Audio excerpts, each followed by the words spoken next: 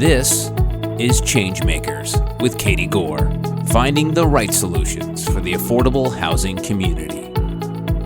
This week's ChangeMaker is George Guy, the CEO and Executive Director of the Fort Wayne Housing Authority, where they own and manage over 800 units of affordable housing, administer and manage over 3,000 vouchers, and help provide homes to over 3,500 families, which is around 9,000 family members.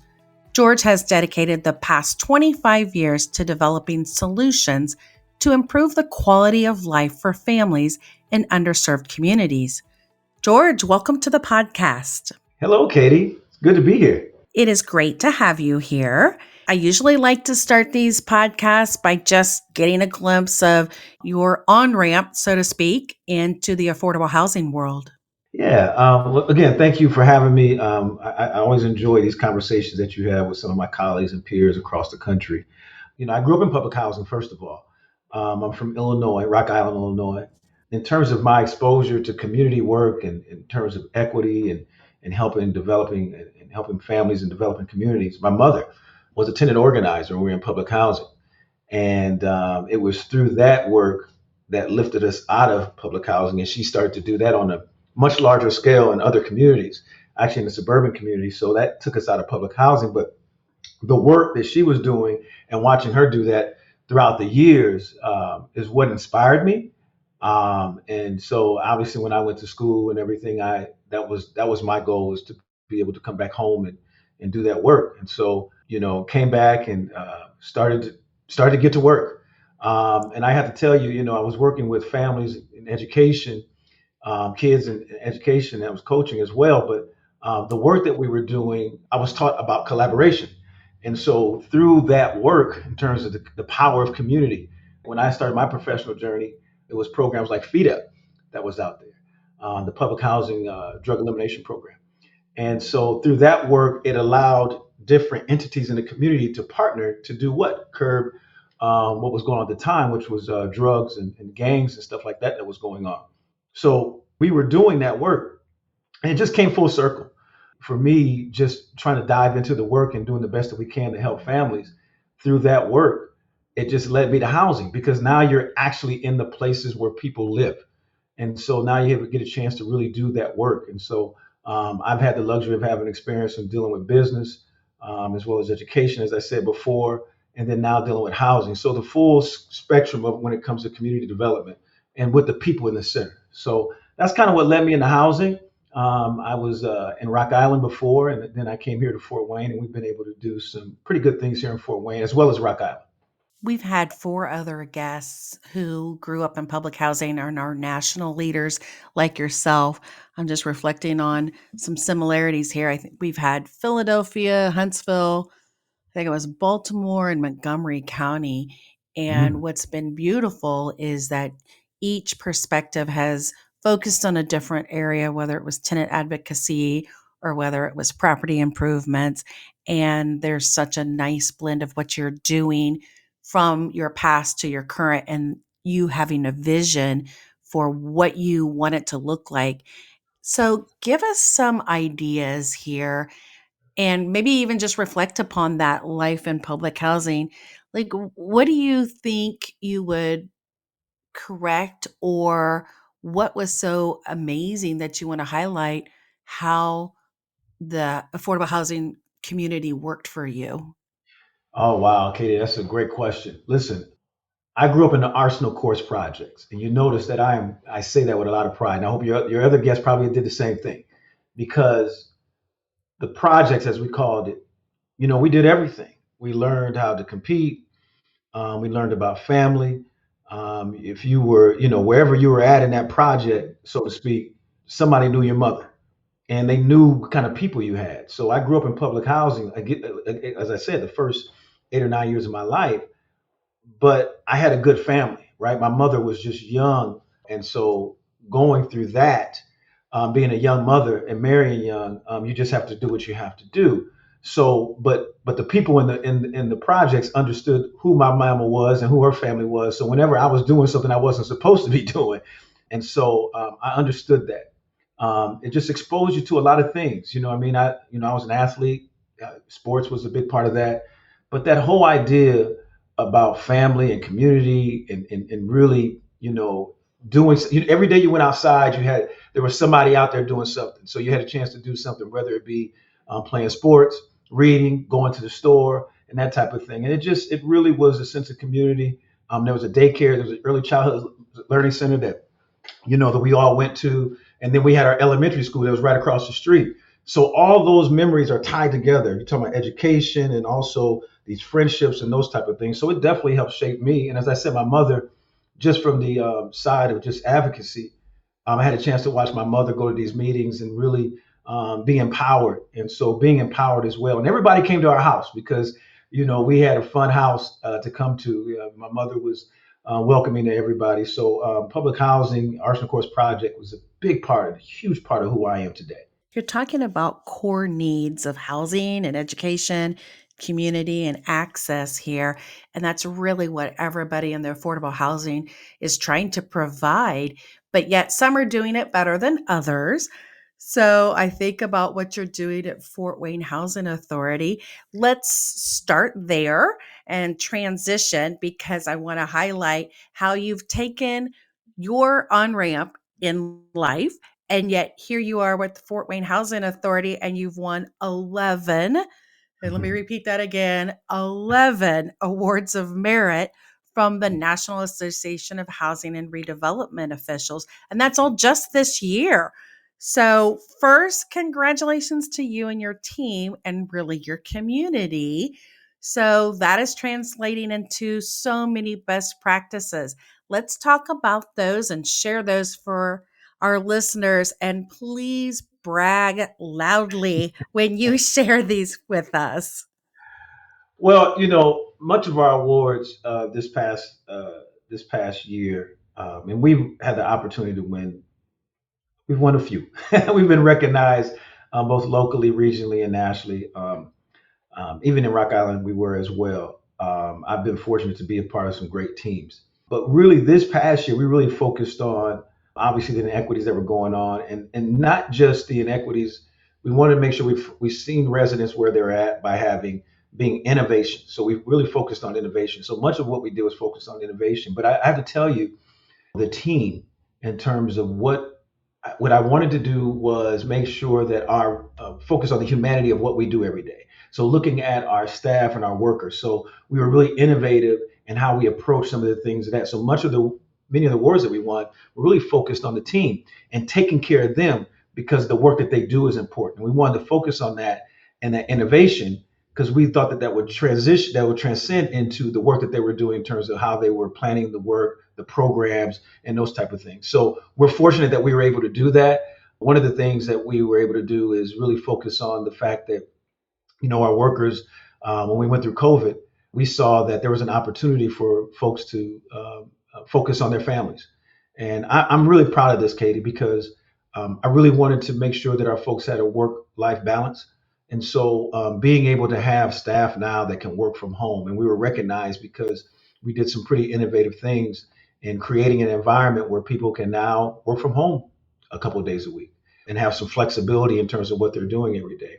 And what we've seen out of that, Katie, is that, again, the energy level of the staff and how they're able to create now programs and those type of things and ideas to make folks' lives better, it's really worked. And so I think that, if I can just brag for, is just being able to create those opportunities for our team, which then again transcend to the programs that we've been able to implement. One being the emergency housing voucher.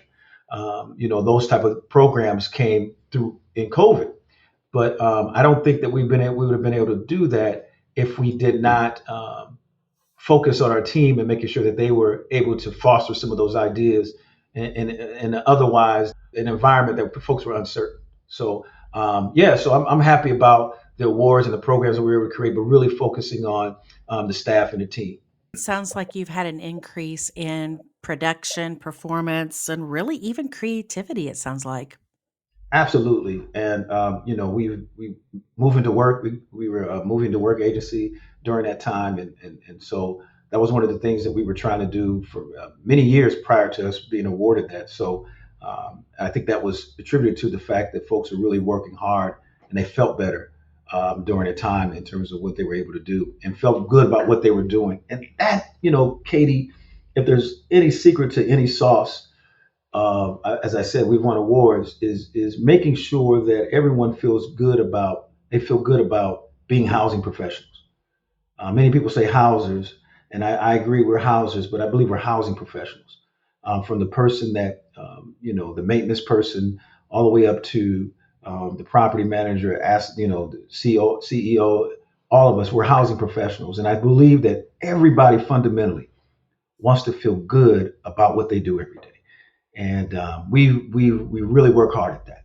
I like how you stated that because so many times our world is just about compliance, compliance, compliance. Sure. And you summed it up so nicely when you said that we want our staff, we want our teams to enjoy their work and have the connection to mission.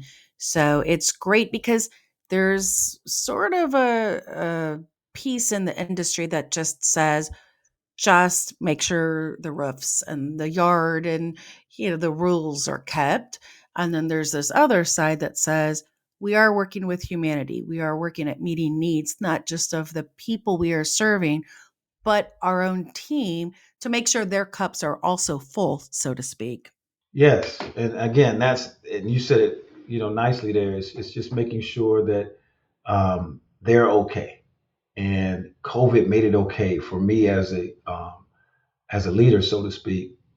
Be able to focus on that. I think I've always focused on that, but it taught me to be very intentional about that, and it made it okay for me to do. Quite frankly, I did it anyway, but I got better at it during this process. And so I've been, again, it's amazing. Again, as you said, the job is the job. Now we have to do that, but we have to do the best we can to make sure that you know, I think, I'm gonna go back to something you said in terms of, what I was able to learn from public housing growing up there was this institution.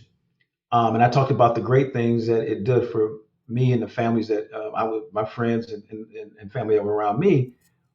But there was this sense of institution when it comes to inspections and the way that you manage them, even sometimes the way that we were handled and treated. You didn't know Mhm. that until you were outside of that. And so what I wanted to do was change that. These are communities that people live in, not just public housing, but even the housing choice voucher program. How we handle people is going to be important. They are customers. We were customers. We were folks that lived in those communities. We paid rent. We did those things. So I believe that treatment is important. But the people that we came in contact with every day, we called the administrative building, which is where the office was located. Sometimes they handled folks in a way that I thought was not becoming respectful of the folks that lived there. Not all the time, anyway. And that's one of the things that I wanted to make sure that our folks at least felt good about what they did every day and understood the dynamic that took place there. And so again, we've been really able to do that, and that's been our direction. You talk about our awards.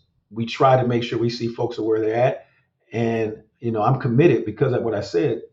Full circle is committing to making folks' lives better, but not just their lives and where they live at, the entire community. Right? Is that I believe that public housing is the biggest investment in the community. However, we're a part of this larger community, and so folks need to make sure that they understand what we're doing, but we Right. also need to make sure that we have the right partnerships and providing the right resources, make sure they're available to our residents and participants. And so again, that's been the focus in terms of the awards, but that's also been the focus of what we try to do every day. And that was the impact that it had on me, is I wanted to make sure it broadened that public housing, the agencies just wasn't this building that was in the corner that provided Section 8 and Hmm. had those buildings across the train tracks. No, we're here. This is what we're doing. This is what we're trying to do. How can we partner with you? How can you partner with us? How can we leverage? How can we use each other's platform to be better? And I think that has been the focus, and that in terms of growing up in public housing, that's how it impacted me to correct what I think a wrong that systemically has gone on for far too long as it pertains to public housing, the agencies, and the relationship it has with the community and residents. Well, I commend you for making that part of your leadership platform And that's not always the case in everybody's leadership vision and how they implement. So that's definitely a highlight for you. Thank you. Speaking of NARO, we mentioned earlier the National Association of Housing and Redevelopment Officials. And speaking of NARO, you are currently serving as the Senior Vice President. So why don't you put in a plug for NARO? And just, we've got a wide array of listeners. So, don't assume everybody knows about the NARO piece of this, but it's really crucial to what you're doing on the national platform. So tell us about the importance of groups like this. Tell us what you guys want to accomplish or what you're maybe even predicting for next year may be happening. Well, listen, I think that, first of all, thank you for that. And I want to shout out all the associations. I happen to belong to FWHA, Public Housing Authorities Directors Association, as well as a CLOF, or Council on Large Public Housing Agencies, and even the National Low Income Housing Coalition. But NARO, National Association of Housing Redevelopment Officials, I feel like has been best for me. And it's the largest association, it's the most diverse association. But all the associations, what the importance of what they do is they are our resources to make sure that what I talk about, we're all in this together. Whether if I'm Right. in Fort Wayne, Indiana, or the person in Baltimore, Maryland, or LA, or even, and I want to shout out to all the smaller housing authorities in rural communities, whether you're, in Decatur, Indiana, or some of the other folks. You need to have associations that are going to work on behalf. NARO is an association that's been around for the longest. Again, it's the largest association. It's the most diverse as a result. You're talking about folks from rural, urban, mid, and everything in between. And so, really, the idea is advocacy first, right? Making sure that they are that go in between to make sure that that when it comes to legislation, that it's where it needs to be at, and dare I say, funding as well. And NARO has done a really good job in terms of advocacy, really focusing on advocacy, but also focusing on addressing the systemic inequities that exist as well. I think that they've done a lot of work in the DEI space, and not just working on in terms of our level of understanding of that, but understanding what that means in terms of our communities. Because what I believe is, and I think that NARO and other associations are really taking the lead on this, is that you have to deal with the challenges that go on in communities. And again, whether it be in a rural community where somebody doesn't understand that, these folks are living over here and the way that their education is set up because of where they live at, it impacts the trajectory of the life of that child. And even that adult that may have grew up in the same circumstances. So I think NARO has been really on the front lines when it comes to that, providing the resources for its members as it pertains to that. In terms of my involvement, Katie, again, full circle, for me, it just was never enough. I care about what goes on with my colleague that may be in Florida. Fort Wayne, for me, and this is one of the things I think helped us out in terms of being involved in NARO and that big, huge network, is that it allowed me to understand what was going on in different parts of the company, parts of the industry, and really bringing those things together. And so I've been inspired by the work of colleagues through that work in NARO, but I think that I've been able to help some of those same individuals out and many others. And so I think that for that, that's what these associations have the opportunity to do. And so, in terms of my trajectory, in terms of leadership, there, it's just taken me that way. And I've been like a servant leader within this industry, and I want to be used as a catalyst to make sure that folks have the resources they need to advance the people's lives in the community, but also the communities that they live and serve in as well. So again, NARO's been good at that, and I'm senior vice president. I think next year there's going to be what they call election, I guess, where if the folks will so have me, hopefully in 2023 I'll be the president of the association, and I think with that, what we're going to try to do, Katie, is make sure that we're inclusive. We're looking at things that make to make everybody's lives a little bit better, and our business a little bit better as well. So just carrying on the carrying on the mission of what folks have been trying to do in these associations for a long time. Excellent. Well, you have our full support, and NARO and FATA and CLAFA and National Low Income, they're all, and NCSHA, they're all great organizations. They each have their niche, but we all do have to pull together when it comes to advocacy, awareness, legislation, funding, like you mentioned. And it's just an added bonus when we all get to gather and talk about best practices. That's just an added bonus as well. And you know, Katie, that you said it best when you talk about all the associations. Yes, everybody's fighting for members, but really, at the end of the day, everybody's trying to do the same thing. Everybody has their Yep. niche, right? But like you said, when we all come together, try to figure out all these different things, we all do better. So I definitely want to make sure that everybody understands that where you're at, you know, these associations, you know, they help. Absolutely. Well, hang on, George. We have to stop here, but coming up in the second part of my talk with George Guy, the Executive Director of the Fort Wayne Housing Authority, George discusses the link between affordable housing and human rights. And so I'm doing what I can do every day to make sure that whatever I'm involved in, that we're not just talking about that, we're doing something about it. So it is linked absolutely, Katie, in terms of the passion, the mission, and the vision. Thanks for listening to ChangeMakers with Katie Gore. To find out more about Katie, go to quadel.com. That's QUADEL.com. This has been a production of Forbes Books Radio.